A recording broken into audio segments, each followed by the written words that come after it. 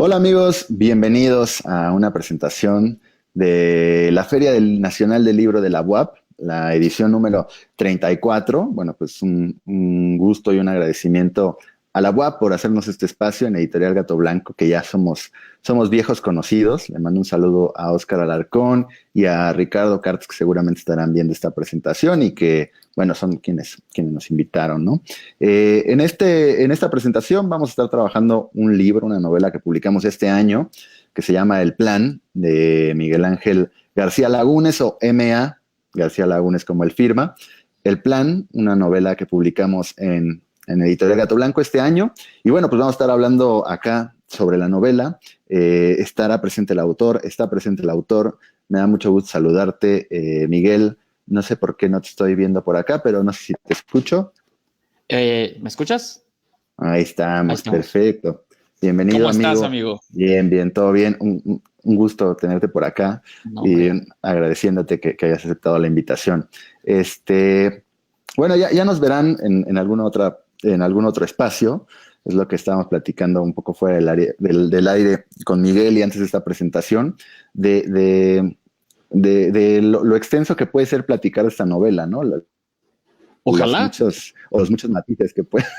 Sí, seguro que sí. Yo te aseguro que sí, los 90 porque minutos de que dura un partido, eso sí te los aseguro. te aseguro que sí. Podríamos estar viendo un partido de México, yo siento, o un partido de mundial con esta novela al lado y estar platicando de mucho de fútbol y de muchas otras cosas. Pero sí, sin duda. Ya si se pone bueno, pues ya dejas la novela a un lado y ya está. Dejamos la novela a un lado, si hay penales o tiempos extra o se pone bueno, o algo por el estilo. Y bueno, pues para nuestros amigos que nos acompañan hoy y a quien se vaya sumando y a quien vaya viendo esta presentación, capaz un poco para hablar del plot principal de la novela, de la sinopsis principal, es muy sencillo y la verdad creo que dentro de esa sencillez encuentra sus principales virtudes. El plan, pues es una novela situada en el Mundial de Rusia en el 2018, aunque la acción inicia un par de mundiales antes, en Alemania 2000. Y es la historia de un tipo, un mexicano, que trabaja en televisión y que en algún momento, justo en ese Mundial de 2006, estando en un bar de Polonia, o sea, unas situaciones extrañas, y viendo el partido de México contra Argentina, ese trágico donde nos metió ese golazo Maxi Rodríguez, ¿no? Se le ocurre, o más bien le llega, o ya lo descubrirán en la novela, un plan que da título a la novela, ¿no? Y ese plan, sin ir más lejos, es tal cual, robarse la copa real, la copa del mundo, robársela, traerla a México robada. Entonces, bueno, a partir de ahí llega la oportunidad idónea en el Mundial de Rusia y parece ser que él tiene su plan ya totalmente consagrado, totalmente planeado para llevarlo a cabo en el Mundial de Rusia. Eh, yo sé muy bien, porque lo he platicado muchas veces contigo, aunque aún tengo todavía mis dudas, tiene muchas cosas de autobiografía, ¿no? Eh, yo sé que cuando escribimos siempre depositamos cosas nuestras y vertemos ahí una parte importante de nosotros y seguramente todos nuestros textos o todos los textos en la historia de todos los tipos que han escrito tienen cosas de su vida y que han vivido y que han pasado, ¿no? Pero en este caso me parece que es muy puntual porque sí hay cosas tal cual que las dejaste como sucedieron o no sé, pero No, sí, de hecho me gustó mucho cómo narraste de qué va la novela, que estoy de acuerdo contigo. Y yo pienso que hasta en la ciencia ficción el escritor se vacía claro, claro. y es lo que yo hice. Yo viví varias situaciones durante el Mundial de Rusia que yo te podría decir que me orillaron incluso a escribir la novela. Hay tres, cuatro personas muy importantes en mi vida que la leyeron y me decían, a pesar de que no eres tú el personaje, yo reconozco historias, reconozco anécdotas, reconozco estas vicisitudes que te llegaron a ocurrir y ahí están. Yo, en realidad, un poco Borges decía que los poemas le eran dados y el único que se ponía a hacer era bajarlos de una especie de nube aristotélica, ¿no? Yo Sí, no porque vi- bajarlos como balón, Borges no hubiera dicho yo, eso jamás. y además siendo ciego, pues sí estaba No, más difícil. sí, Pero sí, sí. creo que mi trabajo fue un poco enhebrar esas cosas y darles un Ujú. sentido. Yo tenía las historias, pero decía, bueno, ¿y esto de qué va? Y tuve Claro, este momento de epifanía de, pues es que lo que yo siempre he querido toda la vida es estar cerca de la Copa del Mundo. Y así nació. claro, claro. O sea, si Sí, tú sí, me sí. conocieras, realmente reconocerías muchas cosas en la novela. Claro, porque me llega esta imagen luego a la cabeza cuando me cuentas de estas personas importantes que pasaron contigo, algunos de estos pasajes que se depositaron en la novela, y me llega sin duda alguna el inicio de la novela, que es dos amigos, que me imagino que tú eres uno de ellos, porque tú estuviste en el Mundial de Alemania 2006 en Polonia, me imagino. Exacto, en Cracovia, para ser más En precisos. Cracovia están perdidos y están desesperados porque están a minutos de empezar el partido, ¿no? Partido de cuartos de final, que yo no sé por qué un mexicano le interesaría ver un partido de cuartos de final, porque sabemos que no vamos a pasar al quinto partido. No, es un caso muy extraño, la de la selección mexicana. Yo tengo muchas ganas desde hace tiempo de hacer un análisis de que estoy seguro que es la participación más constante en la historia de una escuadra o de un equipo Pero sin en una duda, competencia, porque son cuántos años, desde, si no me equivoco, desde Bulgaria, o sea, desde que nos eliminó Bulgaria en Estados Unidos, que repetimos el mismo andar en el Mundial, o sea, pasamos de grupo y nos eliminan en el primer partido.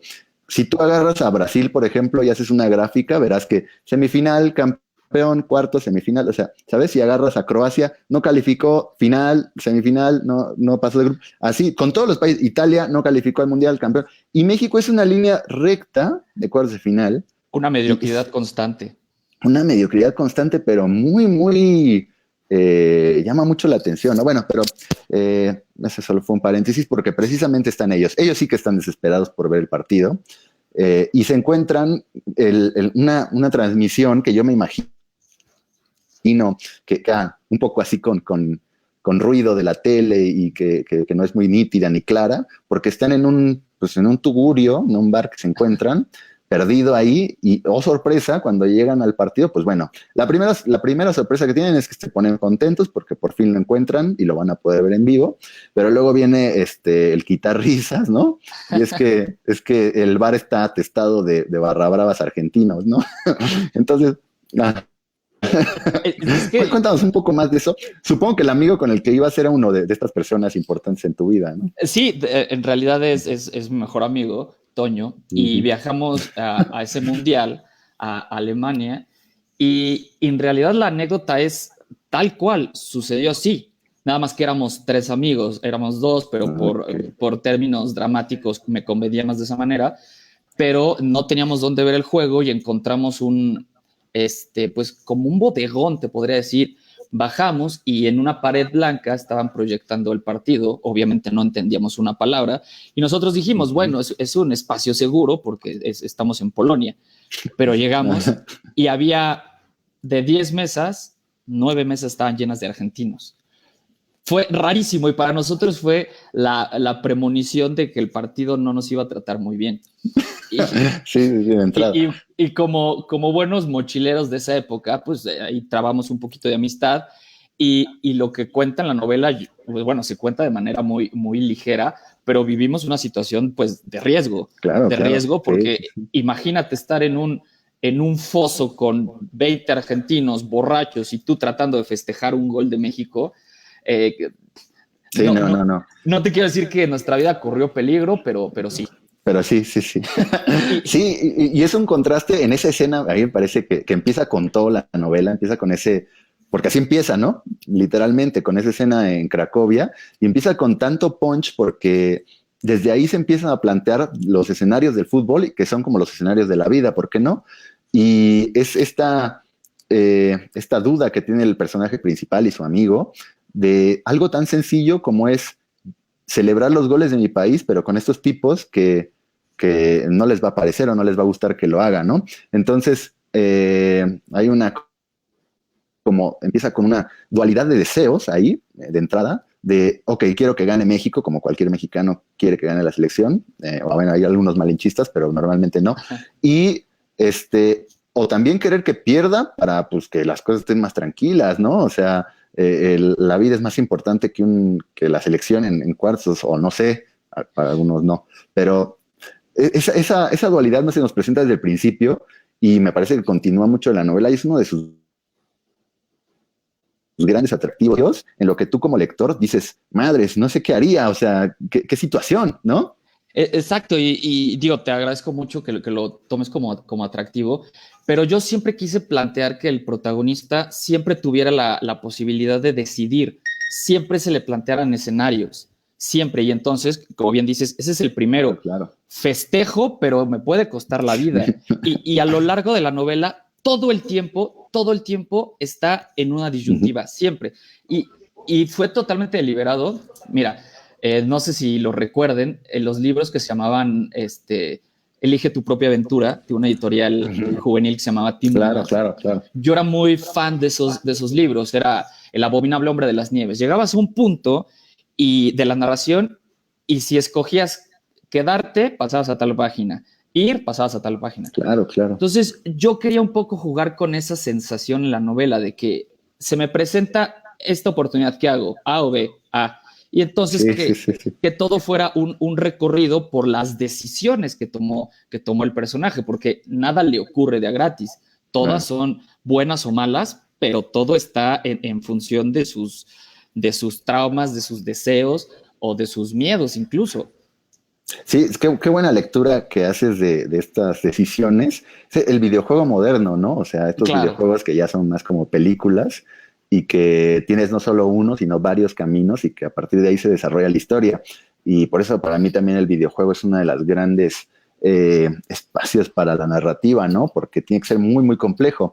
Y bueno, pues dentro de también ya regresándonos un poco al fútbol y al plan y a la atmósfera y al lugar y todo lo que lo envuelve. Es una novela que también otra de sus grandes virtudes es apelar mucho pues a la nostalgia, ¿no? La nostalgia del futbolero, aunque cabe destacar y me gustaría hacer aquí un gran paréntesis de que siempre lo he dicho, es una novela futbolera, pero no es de fútbol y está hecha para que la disfrute quien le encanta el fútbol, quien es un obsesionado por el fútbol como lo somos nosotros, o quien de plano nada ni bola con el fútbol y va a encontrarse una historia de intriga y de muchísimas otras cosas, porque es un personaje además, dentro de, retomando un poco estas decisiones que lo hacen un personaje muy alejado de ser plano, y lo cual lo hace muy, muy entretenido, pero apela mucho a la nostalgia, ¿no? Y la nostalgia mundialista es como todavía más clavado, porque esta vida, a quienes nos gusta el fútbol y quien esté escuchando y le gusta el fútbol, no me va a dejar mentir que nosotros entendemos la vida en 4 años y en mundiales, ¿no? Uno puede identificar las fechas de qué hacía exactamente en tales épocas o en tales años por los mundiales, ¿no? O sea, yo sé que en este mundial de Alemania iba en quinto de prepa, o sea, lo sé perfectamente, no me acordaría de otra manera porque estábamos en exámenes finales y hacías el examen final y te ibas a ver el mundial, ¿no? Y me acuerdo también, por supuesto, de todas y cada una de las eliminaciones de México y cuando en el 2002 nos tuvimos que parar muy tarde para llorar y ver el peor partido de la historia y lo de no era penal. O sea, toda esta nostalgia se apela en la novela de una manera que no abusa del fútbol o no lo toma como principal arma, sino que yo creo que se apoya de este concepto y resulta que, bueno, pues es una gran aventura, ¿no? La que tiene el personaje. Pero esta nostalgia apelada, ¿qué más nos podrías tú decir sobre ella? O sea, sobre aplicar el mundial para contar esta historia. Pues mira, primero, a mí me encanta esta definición que haces de que no es una novela de fútbol, es una novela futbolera. Se me quedó grabada una frase sobre el Conde de Montecristo que decía, el tipo está recluido décadas y décadas, etc., pero no es una novela sobre eso, es una novela sobre la venganza. Claro. Entonces, un poco el plan es una aventura. El fútbol es el telón de fondo. Y un poco pensando en la nostalgia, creo que todos marcamos nuestra vida con unas cronologías muy exactas. Y yo, como tú lo dices, yo puedo contar mi vida a través de los mundiales de fútbol. Yo sé lo que estaba haciendo en Italia 90, sé lo que estaba haciendo en la final de Brasil-Italia de Estados Unidos 94, etcétera. Entonces, primero me tengo que regresar un poquito. Yo empecé una novela años antes de esa, una novela que no tiene nada que ver, sobre un terremoto, etcétera, pero me faltaba algo. Después me moví a otra narración completamente distinta y al llegar a las 90, 100 páginas, me faltaba algo. Y entonces yo entendí que lo que más me apasionaba en el mundo era el fútbol. Entonces mi primera novela tenía que estar basada en eso porque es de lo que más sé. Si tú y yo nos podemos poner a hablar de fútbol y podemos no callarnos. Entonces dije, ¿de dónde me puedo nutrir más? Y claro, del fútbol. Entonces yo lo que hice fue tomar el Mundial de Rusia en particular y todo lo que he visto, leído, jugado, apasionado acerca del fútbol y lo tomé realmente como si fuera carbón para echarlo en una caldera y que la maquinaria se echara a andar. Yo siempre pensé, además, cuando regresé de Rusia, yo dije, es que pasó tanto que tengo que hacer algo con esto, algo que ya sea definitivo. Y entonces empecé a recordar y saqué álbumes de fotos, etcétera. Y dije, bueno, es que el fútbol me ha dado tantas cosas que creo que es el mejor pretexto para contar una historia. ¿Qué historia quiero contar? Bueno, la de un tipo que está aburrido y no tiene nada que hacer y decide robarse la Copa del Mundo. Y dije, ya me voy a meter a esa fantasía, a esa ficción, pero usando la nostalgia, como dices. Hay una película que creo que muchos hemos visto, Ready Player One, Claro, que el libro también es muy bueno, pero es una peli que apela a la nostalgia ochentera, 100%. Claro. Y a mí me gusta muchísimo porque es recordar una etapa mejor, un poco lo que pasa con Stranger Things. Con Stranger Things, claro. Fue un gran éxito porque era una época donde todos éramos un poco mejor, un poco más inocentes, etcétera. Sí, claro. Creo que cuando empiezas a hablar y recuerdas a Maradona en su mejor momento, y recuerdas a la Italia de Baggio, y recuerdas... Sí, yo no, porque soy más joven, pero sí. Mira, yo como no sé de qué me habla, o sea, sí. Como lasallista, siempre me decían esta frase. Recordar viene de repetición, cor, cordis, cordia, corazón. Es volver a pasar por el corazón algo. Entonces creo que en esta novela habla un poco de eso, de recordar lo que le hizo feliz este personaje, y claro, ahí todo el tema que tiene que ver con su familia, pues es lo mismo. Al final, la novela, igual llegaremos a ese punto, igual no, también tiene un altísimo porcentaje de la memoria. Habla mucho de la memoria y de los recuerdos. Claro, sí, tienes razón. Y bueno, Hernán Cassiari decía que los años sin mundiales o ese espacio entre mundiales era un estado de coma, ¿no? De coma alcohólica, decía. Y decía que las Olimpiadas era una especie como de medio despertar, que te decía que ya estábamos a la mitad del camino, ¿no? Entonces, sí, creo estoy de acuerdo con el señor Cassiari. Siempre estaremos de acuerdo con el señor Cassiari, pero bueno, me parece que eso engloba como este sentimiento de situar una historia en un mundial.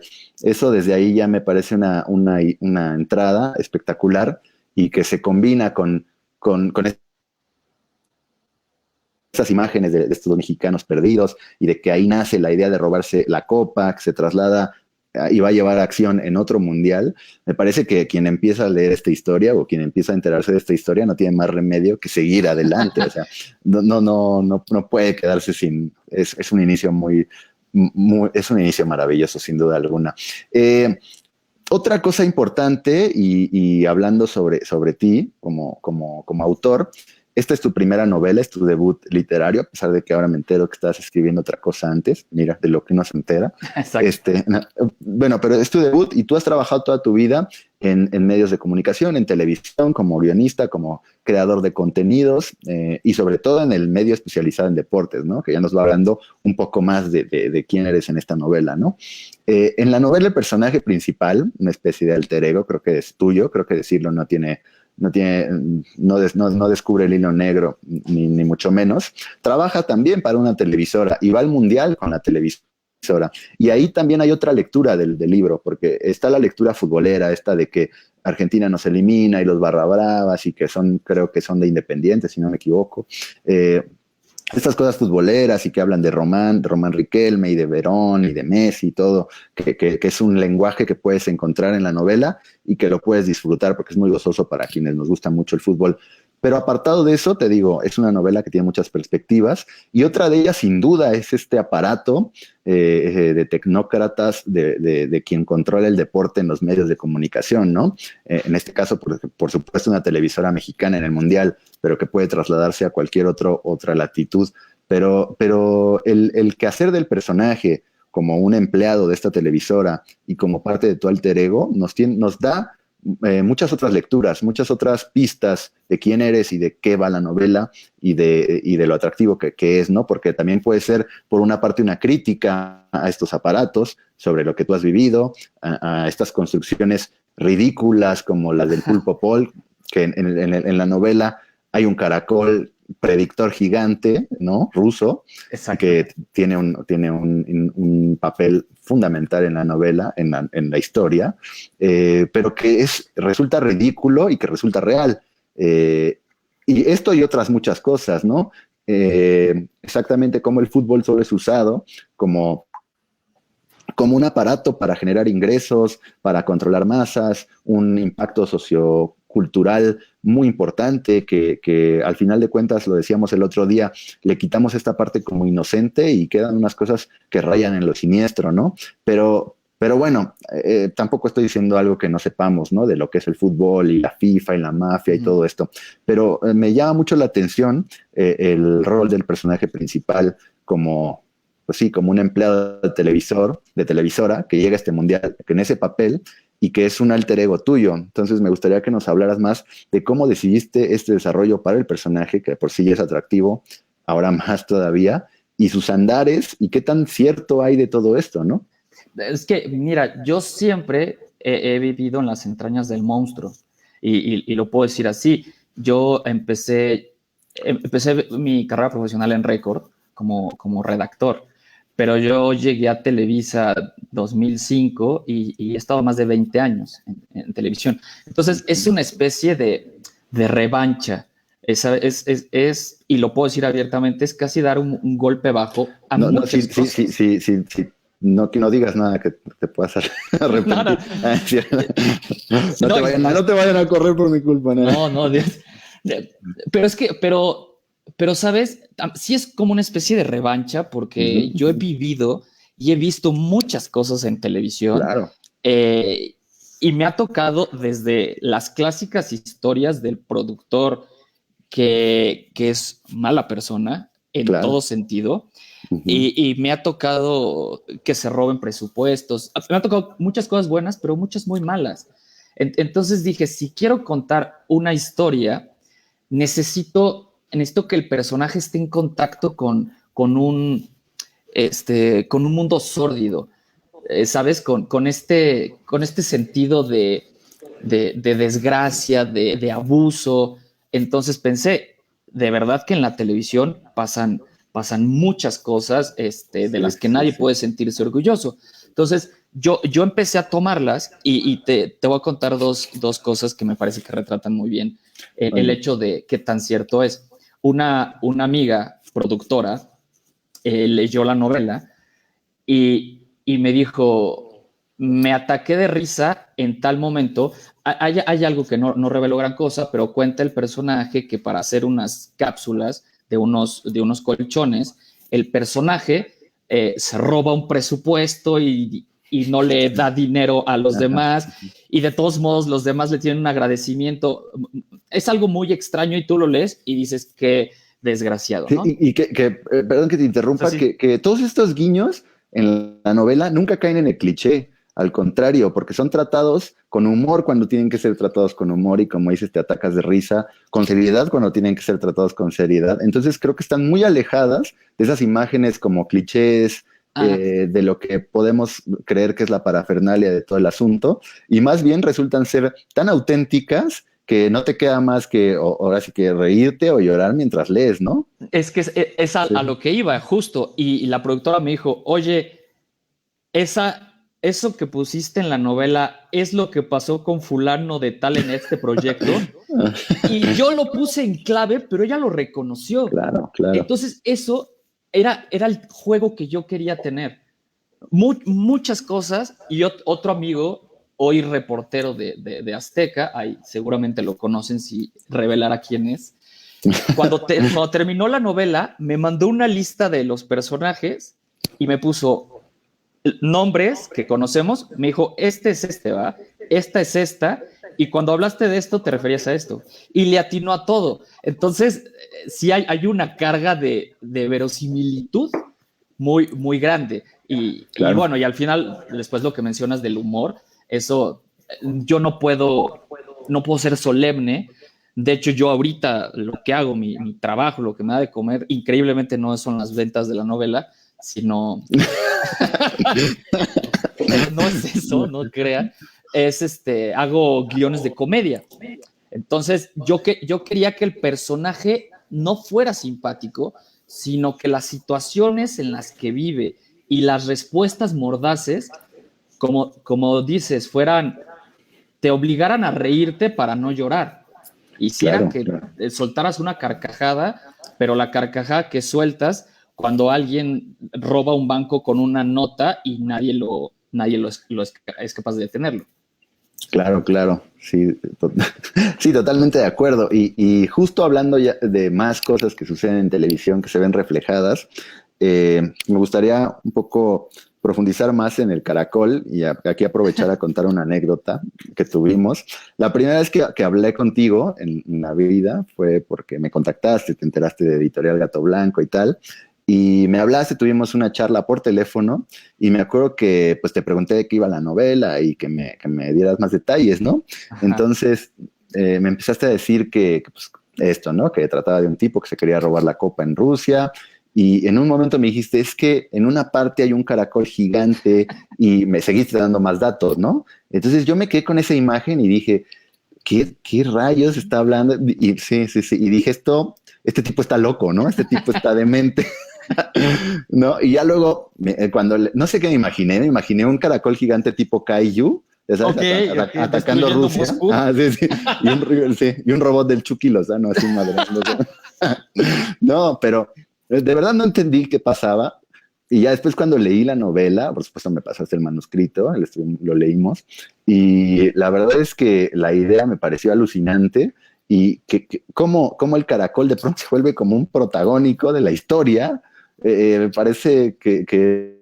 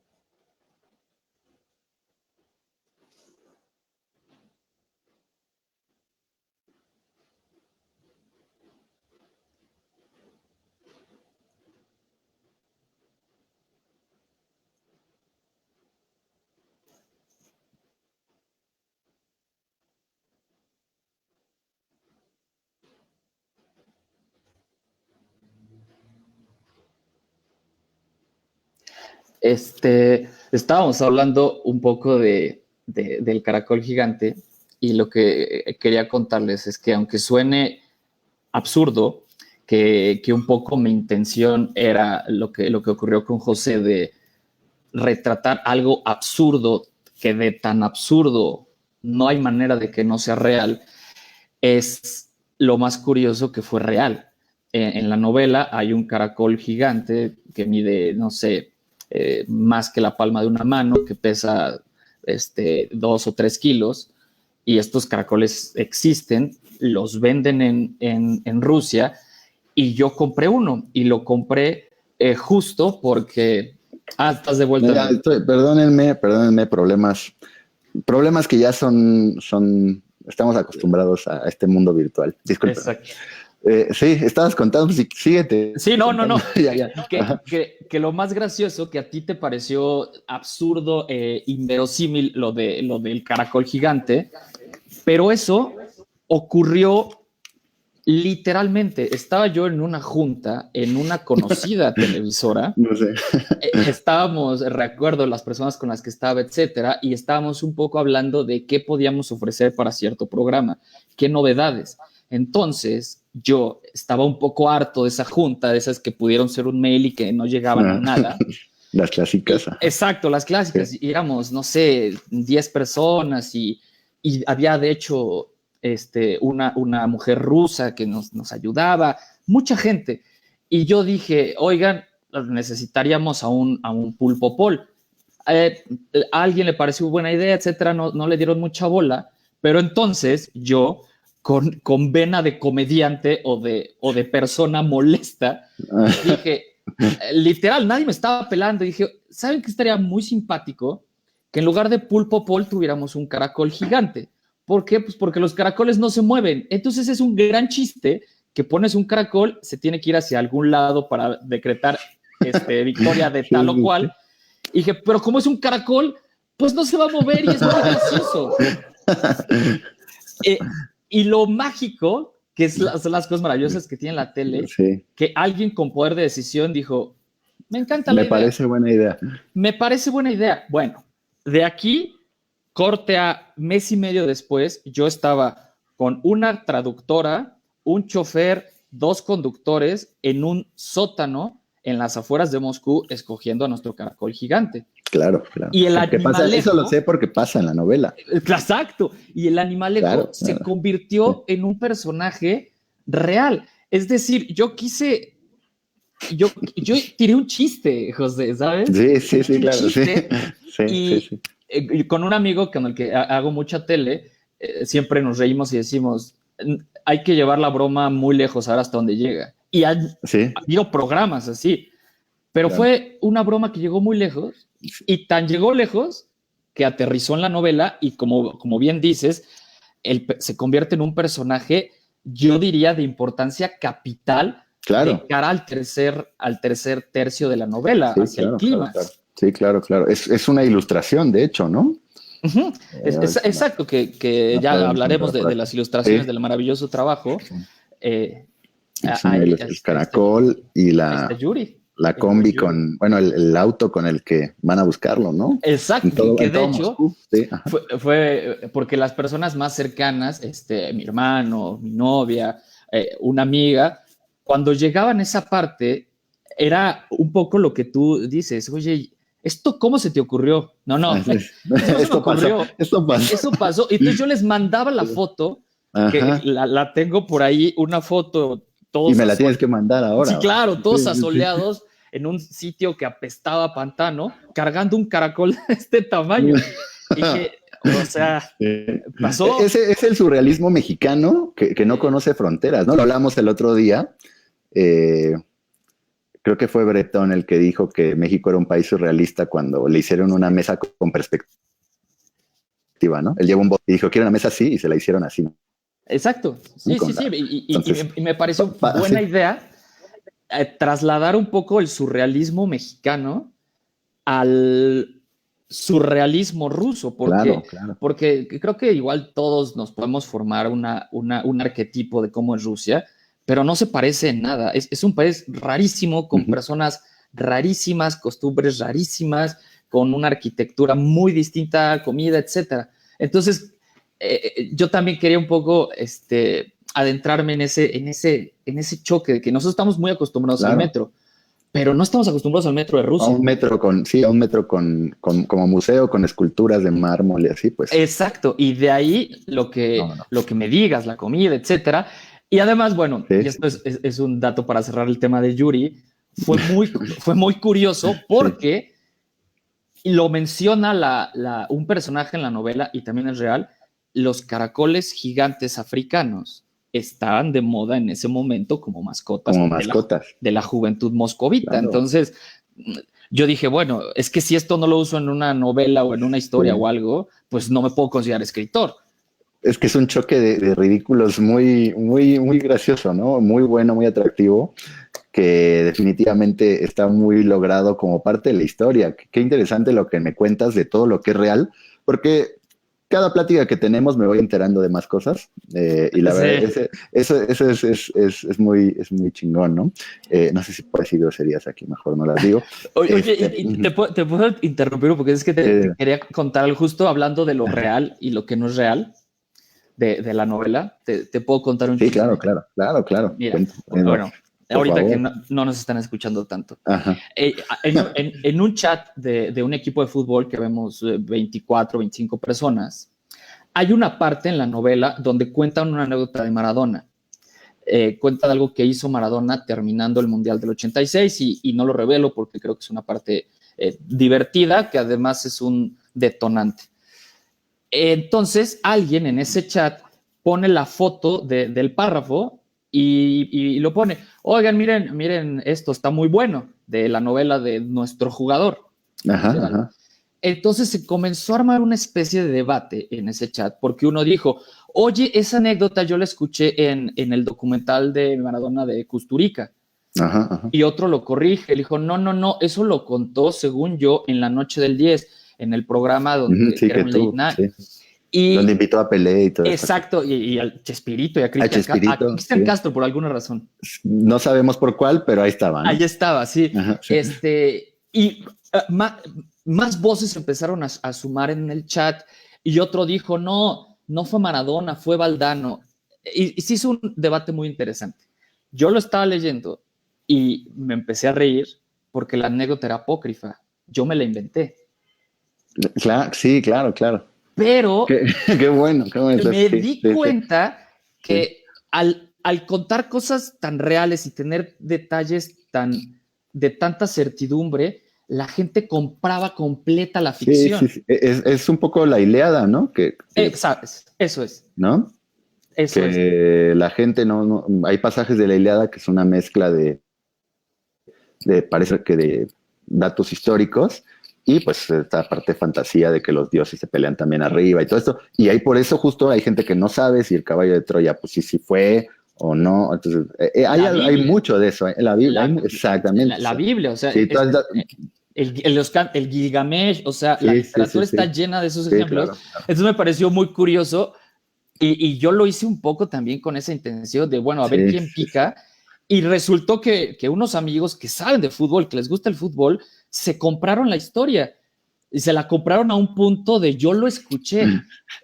Sí, sí, sí. Más Y, de uno No, ay, no, iba a revelar un spoiler, pero no.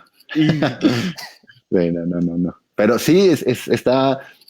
más de uno debe pensar, conociéndote igual, que cosas que por supuesto son ficticias, te han de haber pasado, ¿no? Entonces, la historia se vuelve todavía más con esos esbozos. Ujú. y tengo otra de ese estilo. Hay una parte en la novela donde habla de una tribu africana que no le pone nombre a los Ah, niños. es verdad, es verdad. Le pone nombre hasta los 18 años Sí.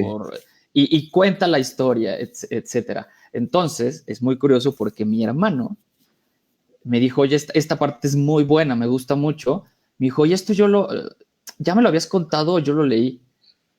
Y le dije, eso también, y es un mini plagio de El informe de Brody, un cuento de Borges. Sí, claro. Pero él no me lo creía del todo. Me dijo, no, esto.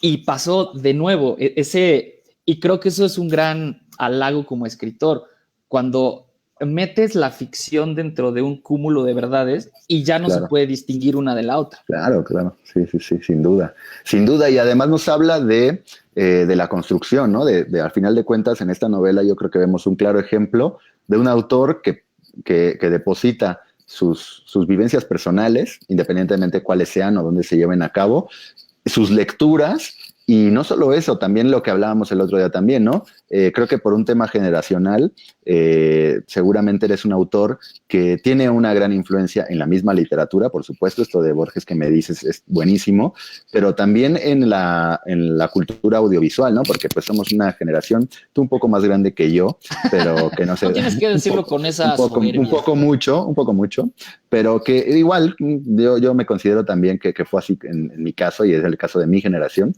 de que nos educó mucho la tele, e incluso el cómic y Sí. todos los recursos audiovisuales y gráficos. Y bueno, por eso no es casualidad que la editorial tenga como característica los elementos gráficos, y no es casualidad que en esta novela haya varios capítulos que tengan ilustración, ¿no?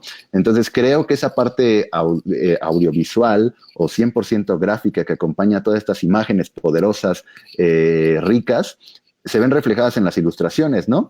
Y también mucho de la atmósfera rusa, pero con un ambiente que va hacia los muy adentros de Rusia, ¿no? Porque justo como lo comentabas en tu anécdota, estás tú buscando un caracol gigante en una especie de cueva perdida en Moscú, y creo que esos recovecos pues ocultos de las ciudades, y en este caso de una ciudad con tanta mística y con tanto de qué hablar única o de forma única como es Moscú y como es toda Rusia, tienen que ver con estas ilustraciones y que acompañan al lenguaje de la novela. Entonces me gustaría que nos ampliaras un poco más sobre las ilustraciones y sobre este lenguaje gráfico que acompañan estas imágenes, porque la novela está escrita casi como para que le des esto a un director de cine y lo haga película, ¿no? Son imágenes tras imágenes, ¿no? Es que justo, y le diste al clavo, al final yo no me formé como escritor, yo me formé como guionista. Claro. Es decir,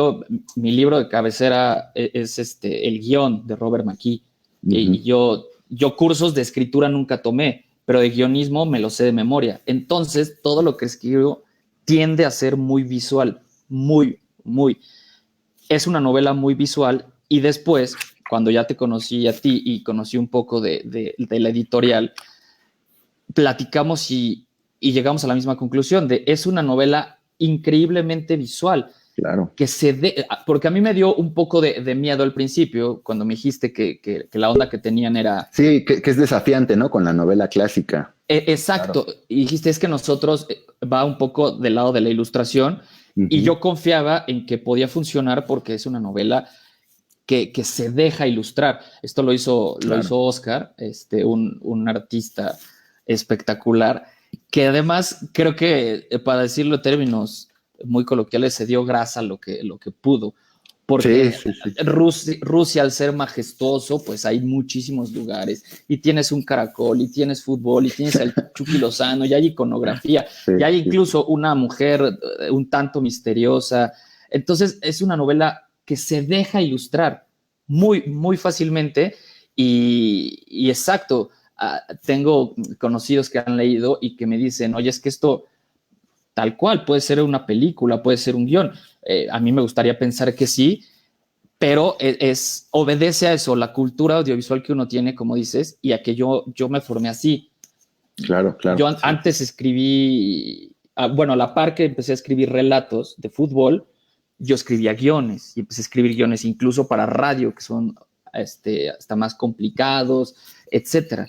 Entonces, yo cuidé mucho de que fuera una historia llena de imágenes, que tuviera las frases construidas, que se te pegan, etcétera, personajes, el arco del personaje, los 3 actos, como muy académico en ese lado. Sí, lo es. Pero que tuviera imágenes poderosas.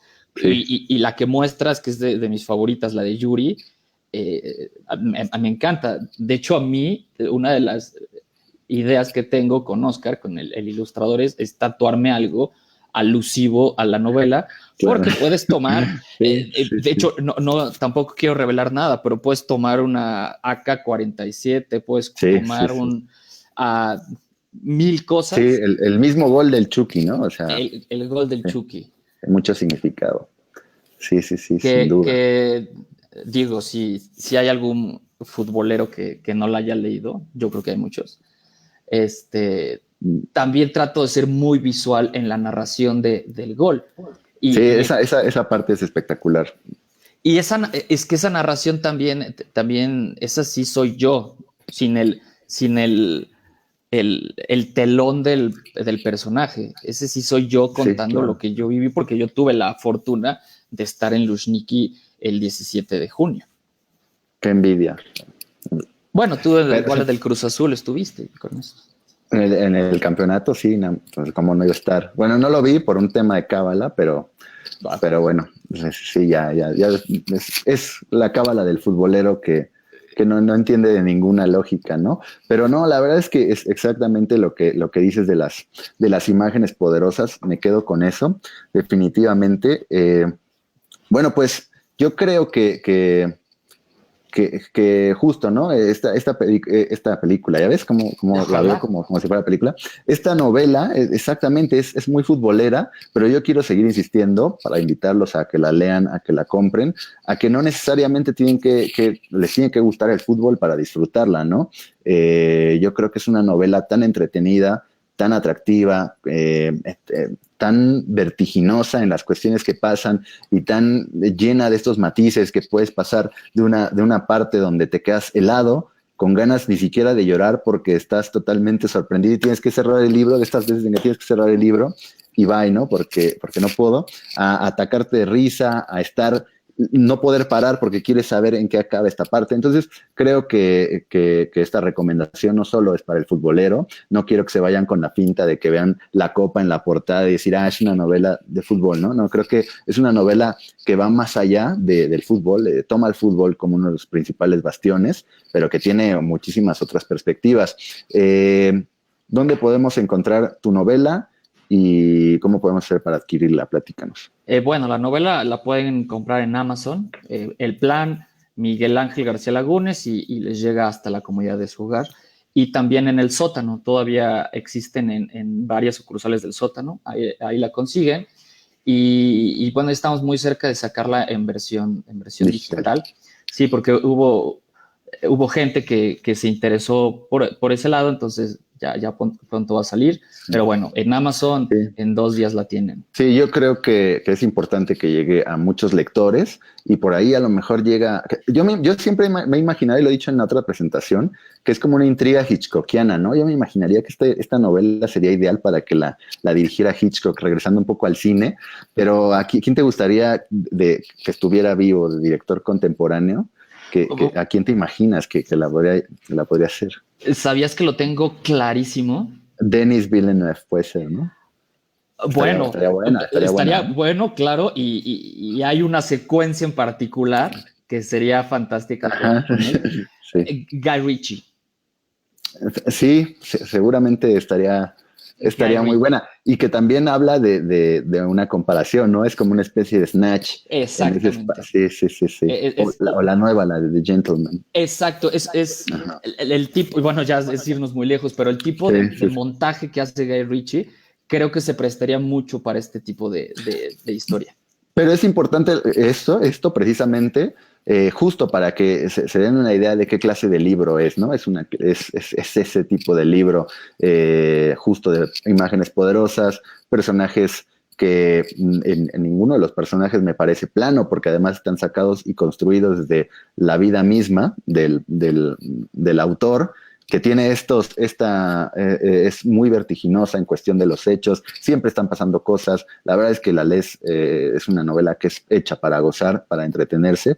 Y bueno, pues yo los invito a todos los espectadores a que la lean. Ya saben dónde comprarla: Sótano, Amazon, La invitación del autor, El plan de Miguel Ángel García Lagunes, ilustrado por Oscar Niño, acá Niño. Bueno, pues nada, felicitarte por esta novela, también agradecerte por haberte acercado a Gato Blanco, y la verdad es que te lo he dicho muchas veces fuera y en el aire, que fue un honor publicarte, fue un honor publicar este debut. La verdad es que además, también muy orgulloso lo digo, ha sido de nuestros libros bestseller, entonces eso nos tiene muy contentos y bien ganado, porque es una novela que la lees y yo estoy seguro que quien la lee la recomienda y que se va haciendo una cadena de lectores bien, bien interesante. ¿Algo más que quieras agregarnos, Miguel, para ya ir No, no, no. despidiendo. Muchas gracias a ti por la confianza, a quien lo haya visto este video y sobre todo eso, invitarlos a que la lean porque yo puedo tener todos los defectos posibles como escritor, pero esta novela, si hay algo que no tiene, no es aburrida. No, para nada, Entonces, para nada. yo creo que de todo, si buscan una novela que básicamente te entretenga, creo que es una opción interesante. Perfecto, buenísimo. Pues agradecer también a la Feria Nacional de la UAP, que bueno, pues no es el primer año, ya tenemos varios años que estamos presentes y la verdad es que es un gusto como siempre y un recibimiento espectacular el que nos hacen. Los invito también a seguir, los invito a checar el catálogo Gato Blanco. Hay otras novelas como El Plan, todo ilustrado, todo en ilustración. Y bueno, también los invito a ver las otras actividades de la Feria Nacional del Libro en su edición número 34 de la UAP a distancia. Y pues nos vamos despidiendo, Miguel. Un gustazo tenerte por acá. Muchísimas gracias, amigo. Un abrazo para Nos todos. estamos leyendo. Chao, chao.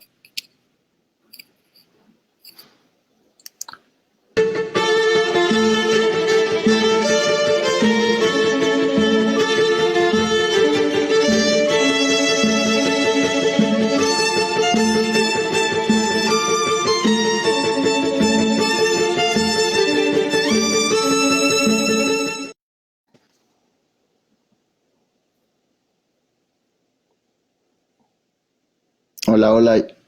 Amigo. Nah, creo que ya nada más nos tenemos que ir, bro. Bueno, muchísimas ¿Va? Ahí está el,